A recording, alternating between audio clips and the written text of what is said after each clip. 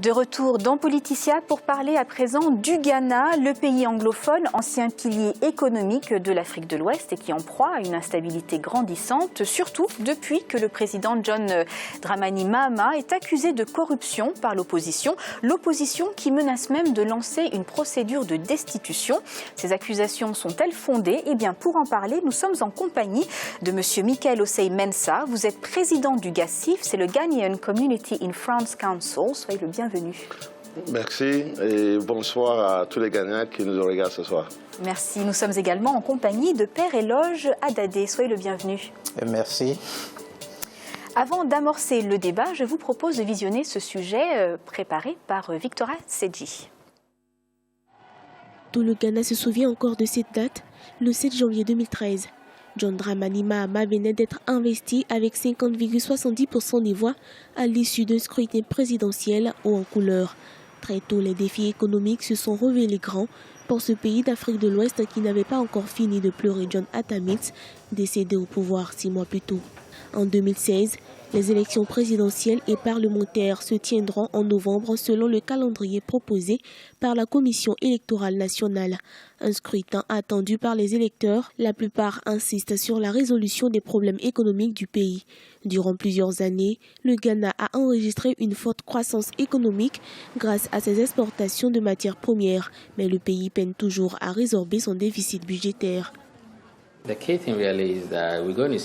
Nous risquons de voir le coût de la vie se détériorer. Les questions du cadre de vie des populations et de l'économie seront débattues sur une grande partie de la campagne électorale. La plupart des éventuels candidats devront faire comprendre aux populations que certaines de ces mesures politiques sont prises pour le bénéfice de l'économie nationale à moyen et à long terme. Je pense vraiment que ce sont là les questions d'actualité. La population a besoin d'être rassurée.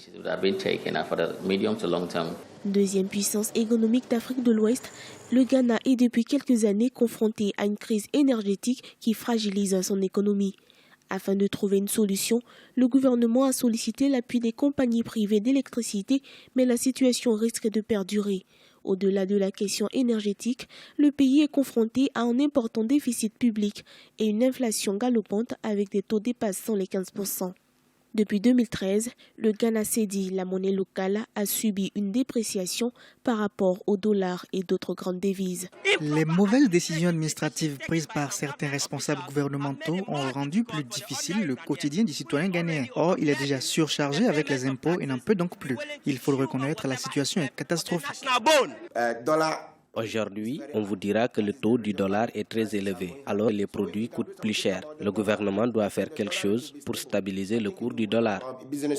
En 2011, la Banque mondiale avait classé le Ghana parmi les 10 économies les plus dynamiques du continent. Aujourd'hui, elle figure parmi les 25 nations africaines fragilisées par une crise énergétique, mais les autorités demeurent optimistes.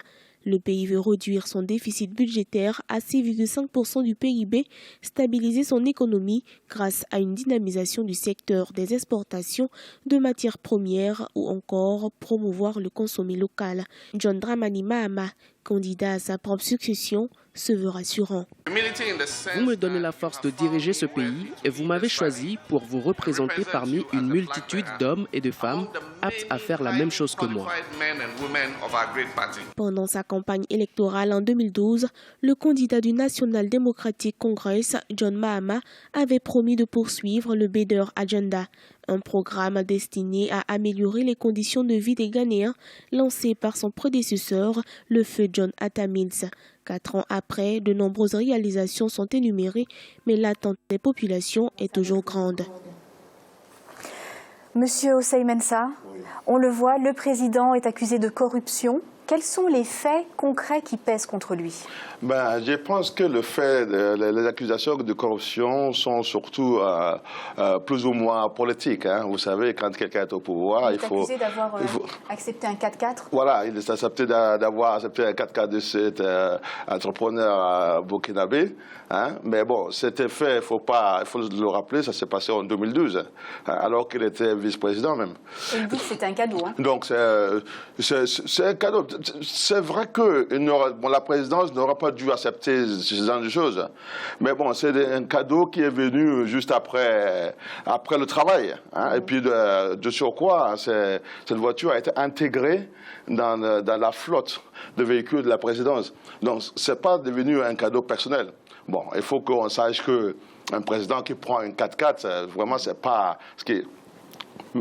Derrière ça, il aurait pu prendre de l'argent. Ah, ça se serait su moins.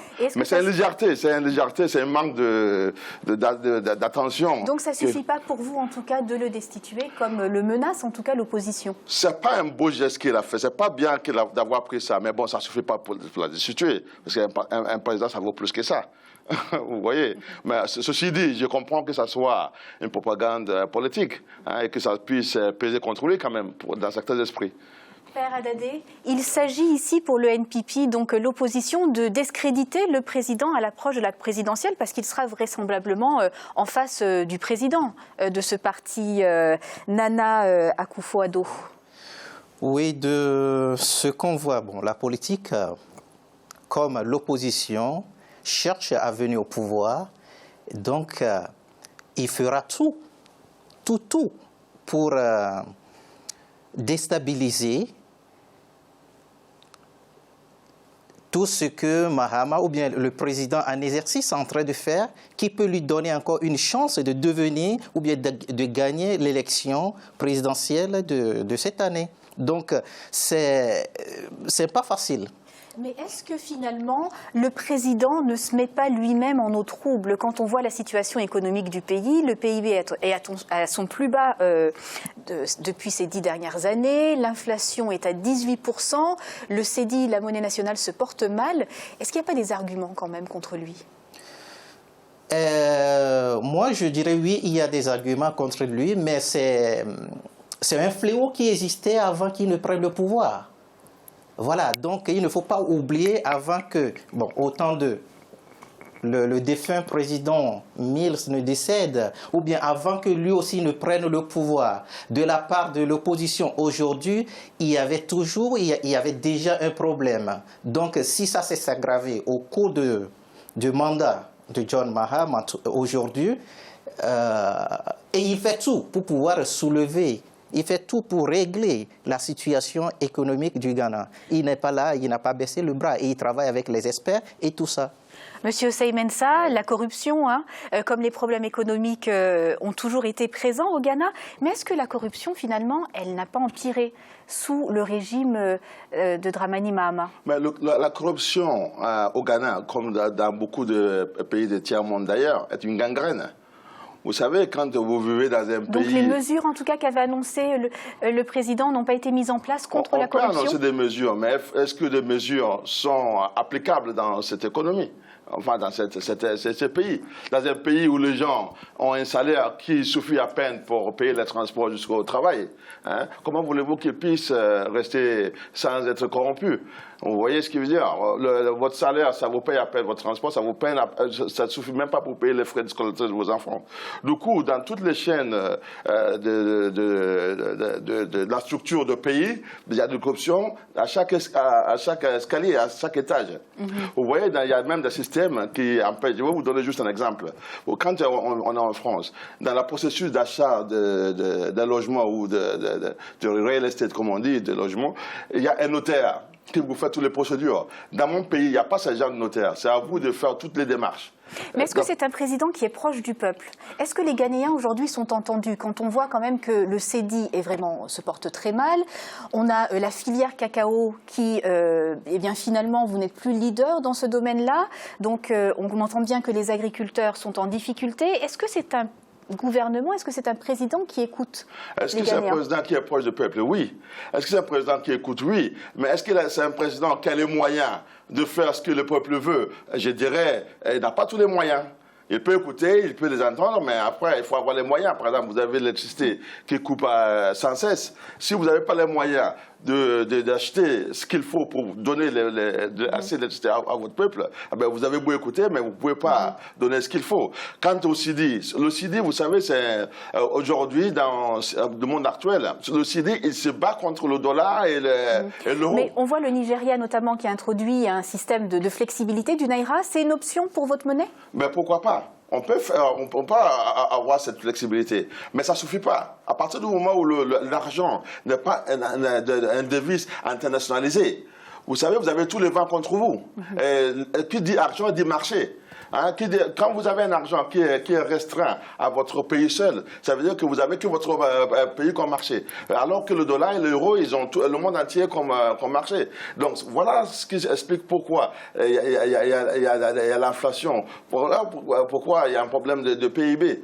Voilà pourquoi le pays descend. Donc il est important, il est temps que le pays voit comment il peut internationaliser ceci ou voit le changer, carrément. Donc, voilà. Le changer et introduire quelle monnaie alors?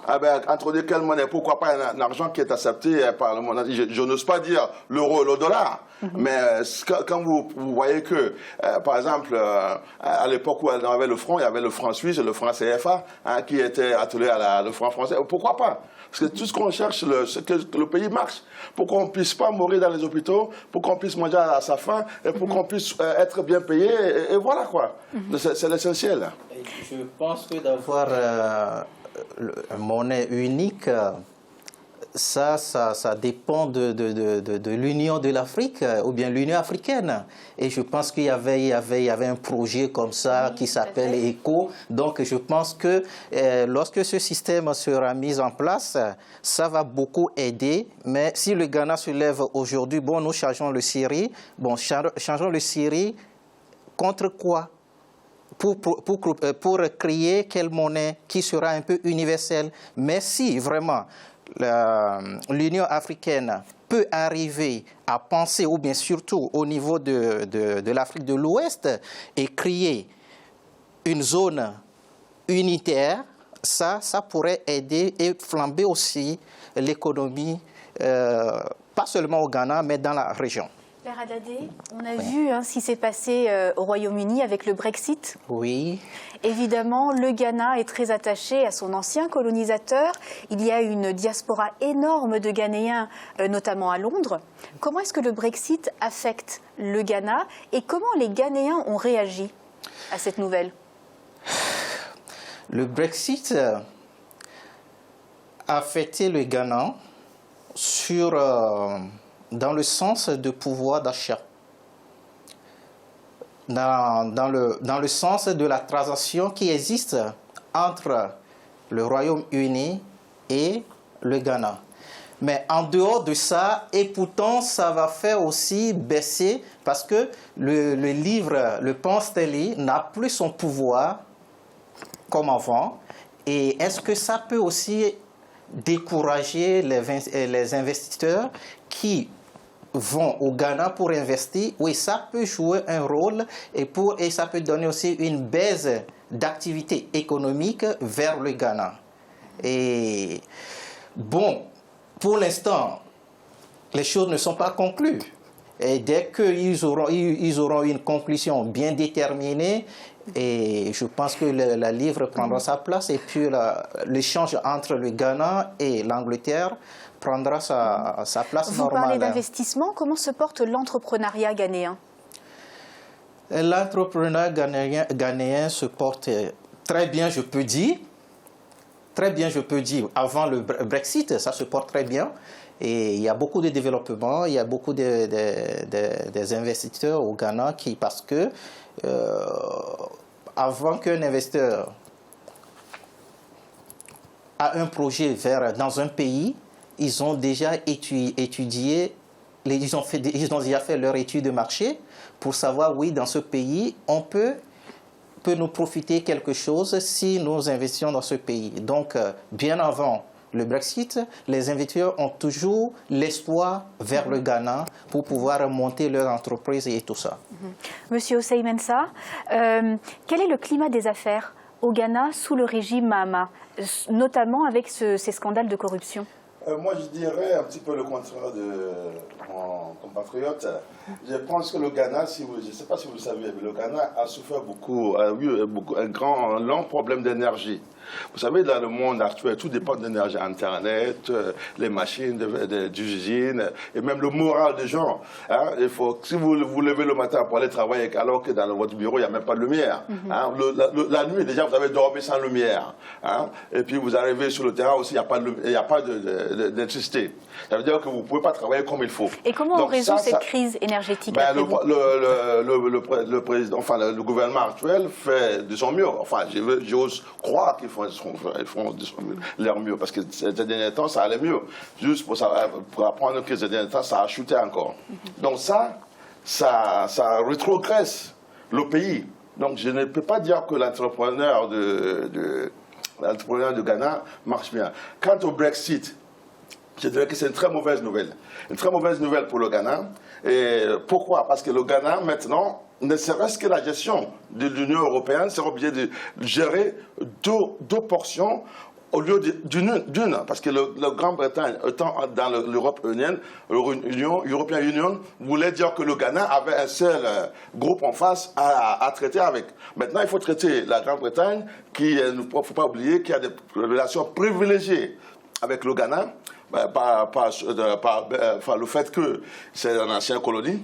Et puis maintenant, l'Union européenne, dont le Ghana aussi essaie d'avoir certains avantages, y compris le Ghana qui est devenu, qui fait partie maintenant de la francophonie, et qui fait aussi partie de la Paris Club. Mais Monsieur Osei Mensah, vous parlez de relations privilégiées avec la Grande-Bretagne, mais est-ce que c'est toujours le cas aujourd'hui? Est-ce que le Ghana, finalement, n'a pas déçu ses partenaires? Le privilège sera toujours... c'est comme un père et un enfant. Vous avez beau de se voir, vous êtes sur l'enfant ou le père. Ça, c'est sûr. Après... mais est-ce qu'il ne serait pas bon, justement, pour le Ghana de plus être l'enfant? Est-ce que Ghana est l'enfant d'Angleterre? Non. Ghana n'est pas enfant d'Angleterre. C'est vrai que Ghana est aujourd'hui, ou bien une ancienne colonie d'Angleterre, et déjà, politiquement, l'Angleterre ne met pas trop son nez dans l'affaire politique du Ghana. Et dans les affaires économiques? Économique, oui, on dirait, mais Ghana a toujours sa liberté. Donc vous disiez que est-ce que vous voulez savoir si le Ghana avait déçu? Voilà. Bon, comme mon collègue disait, le Ghana n'est pas l'enfant. Mais bon, quand je dis enfant, j'entends, à partir du moment où il y a eu cette colonisation, qu'il y a eu le don d'indépendance, ce pays, ça met un certain cordon ombilical entre ces deux pays.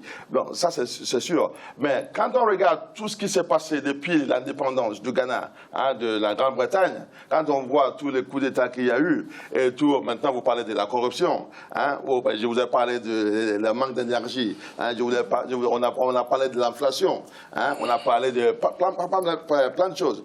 Il ne faut pas se voiler la face. On peut dire qu'on a déçu, mais on a déçu qui? On a déçu d'abord nous-mêmes. Donc il est temps de se réveiller pour donner ce qu'on a. Et vous avez tout à l'heure parlé de la diaspora ghanéenne. La diaspora ghanéenne aujourd'hui se tourne autour de 10 millions de personnes à l'étranger. Je pense que ça devient un pays annexe. C'est plein de générations qui aiment le Ghana et plein de terrains, de talents et de savoir-faire. Et il est temps que le Ghana aussi se rapproche de sa diaspora et que j'utilise le Ghana. Moi, je suis un fervent, je demande à ce qu'on puisse avoir un ministère pour tous les Ghanéens à l'étranger. C'est-à-dire qu'un ministère pour les Ghanéens qui habitent et qui restent à l'étranger, ça c'est d'une. Et aussi qu'on nous donne des sièges parlementaires pour qu'on puisse être présent. Comme dans beaucoup de pays d'Afrique d'ailleurs. Beaucoup de pays d'Afrique. Aujourd'hui, le monde est devenu un petit village. Quel que soit l'endroit où on est. Moi, je suis ici, j'entends plus de nouvelles du Ghana que même le Ghanéen qui est sur place. Je mange Ghanéen, je vis Ghanéen, je parle Ghanéen, on entend en France. Voilà pourquoi je demande ça. Père Haddadé, une question très simple. Le président Dramani Mahama est arrivé au pouvoir en 2013. Aujourd'hui, sur le terrain, à travers le Ghana, est-ce que les Ghanéens sont plus prospères ou moins prospères?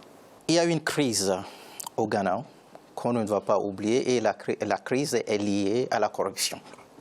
Ça, c'est sûr.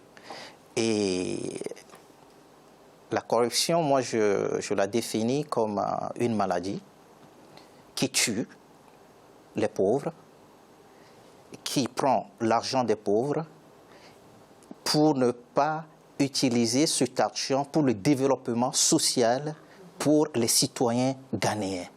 Donc, aujourd'hui, par exemple, mon collègue a parlé de la crise énergétique, qui est un fléau, un mal de tête pour les Ghanéens aujourd'hui. C'est quand même un comble pour un pays aussi riche que voilà. le Ghana. Et Ghana qui n'a jamais connu, Ghana qui vend des énergies aux pays voisins et qui se retrouve aujourd'hui avec ce problème, c'est inexplicable, mais je pense qu'au fur et à mesure, ils sont en train de chercher à résoudre ce problème. Donc, Ghana aujourd'hui souffre. En tout cas, le président, il a promis la victoire à ses sympathisants le 7 novembre. Est-ce que vous pensez que c'est réalisable? C'est aussi simple que ça? Ce n'est pas si simple.